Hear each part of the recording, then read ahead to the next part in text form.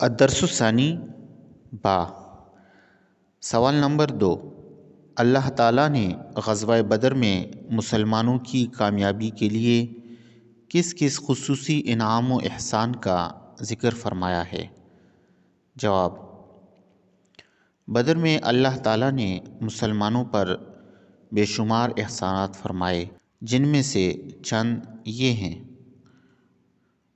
پہلا انعام، مسلمانوں کی نصرت اور مدد کے لیے فرشتوں کے لشکر نازل فرمائے۔ دوسرا انعام، اللہ تعالیٰ نے مسلمانوں کے فائدے کے لیے بارش برسائی۔ تیسرا انعام، اللہ نے کافروں کی نظروں میں مسلمانوں کو تھوڑا کر کے دکھایا تاکہ کافر بھاگ نہ جائیں۔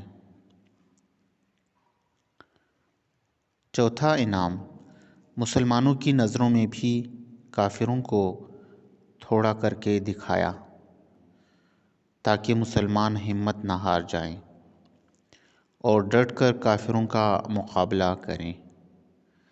پانچواں انعام، مسلمانوں پر ایک خاص قسم کی غنودگی طاری فرما کر انہیں تسکین پہنچائی۔